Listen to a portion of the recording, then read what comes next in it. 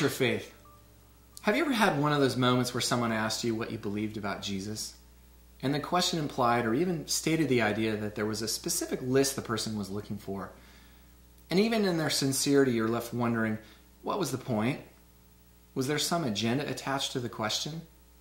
Do you think like me? And in the midst of these types of questions, our first reaction is often not wonder, but a sense of fear. We're immediately thrust into the obvious question, do we have it all together? Do we have the right answers that will appease the question? And what if we're missing that one little thing that will somehow negate or disqualify us? And the fear drives us to spend endless amounts of time searching for that one piece of evidence that will appease not only that person, but also our own conscience. And then we resort to saying the sinner's prayer 6 times a day and wonder why the fear just won't go away. Jesus, I believe. I really believe. I believe. I even believe more than that. And then just when we think we've got our act together, we run into someone much smarter than we are, someone who has it figured out just a little bit better than us. And we discover that they don't quite think exactly like we do. And then we're left wondering who is right. If content really matters, how do we know when we have enough content and the right content? Can we ever really know? Because once we define faith as believing in a specific list, we immediately create a very specific way to believe. Suddenly our faith is not in a person, but in the list. And when we do, we run the risk of getting that content wrong. Our faith is placed in our ability to get it right. Do we really want that kind of responsibility? And this means we really have to do our homework. Faith ceases to be simple. The list of content must then be parsed, language, edited, discoursed, argued, relanguaged, pondered, contemplated, deliberated, evaluated, assessed. Is anybody getting tired yet? Re-argued, contextualized, condensed, expanded, exegeted, dialogue, reparsed, and, well, you get the picture. And who is the final judge to say we've gotten it right? When is the list truly correct? Is it a majority rules? Is it the smartest person in the room? Is it the Pope, our pastor, our teacher, or our parents?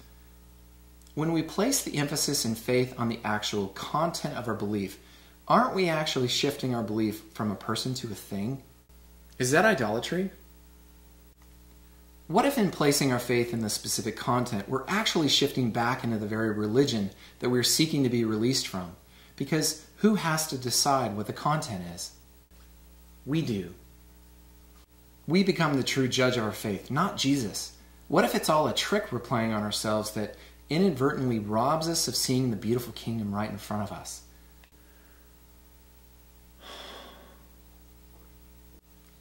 If we're honest about the nature of our faith, it changes over time. As we mature and grow, we come to understand things not just in a new way, but in a deeper way. New information arrives that doesn't just inform us, but forms the very character of our soul. And this idea that faith deepens over time immediately suggests that we haven't quite arrived yet. We're actually perpetually arriving at the truth over time. We're coming into the awareness of what already is. But if the content of our faith is essential, how can we be saved if we are perpetually arriving at that list? Wait a minute. What if the content of our faith isn't the necessary ingredient for our salvation, but instead is simply the substance that reveals what is already there? Think about that. Jesus didn't say, come follow a list. He said, come follow me. He didn't say, believe this certain way. He said, believe in me.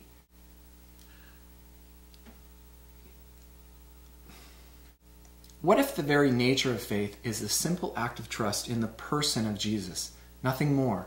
And in the act of trust, Jesus will actually become our belief. And what if the act of faith is not what to believe, but in who will believe correctly for us? And in believing in Jesus, we reveal the act of faith in our lives. That's just too simple. When we shift our faith from the person of Jesus and onto a certain list of statements about Jesus, we're robbing ourselves of the essence of relationship. The act of following gives way to the search for data, and Jesus can get easily left behind. How's that working for you? And let's be honest, shifting our faith from a list of content to an actual person requires actually letting go. And we don't like that, do we? It means actually putting it on the line and trusting. That's just hard. What if we actually took the risk to place our faith not in the content of our belief, but in the person that the content speaks of?